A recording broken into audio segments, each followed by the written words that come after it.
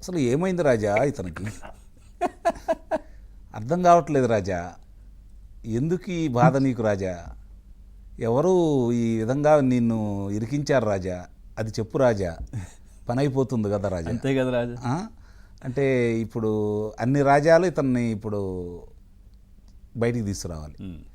ఎందుకంటే సంభాషణల రచయితగా, ఆ తర్వాత కథకుడుగా, మరి ఆయన రకరకాలుగా చిత్ర పరిశ్రమలో అంచెలంచెలుగా ఎదిగి ఒక ప్రముఖ వ్యక్తిగా, తర్వాత నటుడిగా, మరి ఆ తర్వాత చిత్ర దర్శకుడిగా, నిర్మాతగా పోసాని కృష్ణమురళి అనే వ్యక్తి ఈరోజు ఆంధ్ర రాష్ట్రంలో ఆ విధంగా తెలిసిన దానికంటే కూడా ఈ 5 సంవత్సరాల్లో అతను మాట్లాడిన భాష, అతను వాడిన పదజాలం, దాని ద్వారా ఈరోజు ప్రతి సామాన్యుడికి దగ్గరయ్యాడు.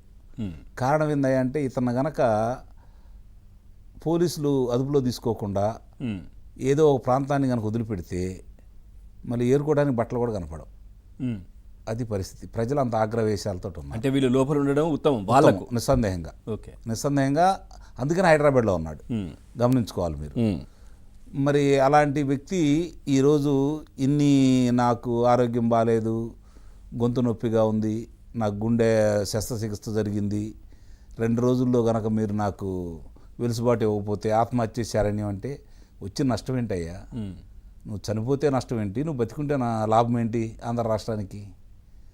ఈరోజు నువ్వు ఏం చేస్తున్నావు, నువ్వు ఎవరివి, ఎందుకు ఈ విధంగా మాట్లాడుతున్నావు, ఎవరి గురించి మాట్లాడావు, సమాజం గురించి ఏమైనా మాట్లాడావా, మహిళల గురించి మాట్లాడావా, లేకపోతే రైతుల గురించి మాట్లాడావా, అమరావతి రైతుల గురించి ఏమైనా మాట్లాడావా, కార్మికుల గురించి మాట్లాడుతున్నావా, ఉద్యోగస్తుల గురించి మాట్లాడుతున్నావా, వ్యవస్థల గురించి మాట్లాడుతున్నావా, ప్రజాస్వామ్యాన్ని గురించి మాట్లాడుతున్నావా రాజా?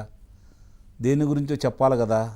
మరి ఇవన్నీ మర్చిపోయి నువ్వు ఒక ప్రతిపక్ష నేత, ఒక పత్రికాధిపతి, మరి ఒక ప్రసార మాధ్యమాల్లో ఉన్నటువంటి రామోజీరావు గారిని, రాధాకృష్ణ గారిని, అలాగే ఈరోజు తిరుమల తిరుపతి దేవస్థానానికి పాలక మండలి అధ్యక్షుడిగా ఉన్నటువంటి బిఆర్ నాయుడు గారిని, ఇంతమందిని నువ్వు ఇళ్లతో పాటు కలిపి ఇష్టారీతిగా మాట్లాడుతూ కులం పేరు బయట తీసుకొచ్చి ఆ కులానికి సంబంధించిన వ్యక్తి అయ్యుండా కూడా, అమరావతి ప్రాంతానికి సంబంధించిన వ్యక్తి అయ్యుండా కూడా, కోతవెత్తి దూరంలో ఉన్నటువంటి పెదకాకాని గ్రామ నివాసి అయ్యుండి ఈరోజు అమరావతి రైతుల గురించి కావచ్చు, ఆ మహిళల గురించి కావచ్చు, మరి అతను మాట్లాడిన ప్రతి మాట కూడా ఇందాక మీరే చెప్పారు, దాని గురించి మనం ప్రత్యేకంగా చెప్పుకోవాల్సిన అవసరం లేదు.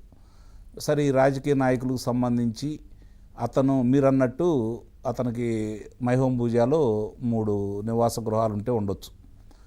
అతను సంపాదించుకున్నాడా లేదా అనేది, ఏ విధంగా సంపాదించుకున్నాడు అనేది ప్రజలందరూ కూడా తెలుసు. ఇప్పుడు అతను ఇంత బేల మాటలు మాట్లాడే వ్యక్తి ఆ రోజు అంత బేకరాలు పోవాల్సినంత అవసరం ఏముంది? అంటే కాలం ఎప్పుడు ఒక రకంగా ఉండదండి. కాలం ఏమీ మారదు, గమనించుకోవాలి. కాలం ఏమీ మారదు, కాలం అట్లానే ఉంటుంది. ఉదయం 6 గంటలకో 5 గంటల కాడి నుంచో ఆ కాలాన్ని, అంటే మనకి వర్షాకాలమా, ఎండాకాలమా, లేదా శీతాకాలం అనే దాన్ని బట్టి సూర్యుడు మనకు దర్శనం ఇస్తూ ఉంటాడు. అలాగే తర్వాత చంద్రుడు దర్శనం ఇస్తూ ఉంటాడు. మనుషుల మనస్తత్వాలు మారుతున్నాయి, మనుషుల మనోభావాలు మారుతున్నాయి. మనుషులు తను బ్రతకడం కోసం చివరికి తన కుటుంబ సభ్యులను కూడా తినటానికి అలవాటు పడ్డ రోజులు ఇవి.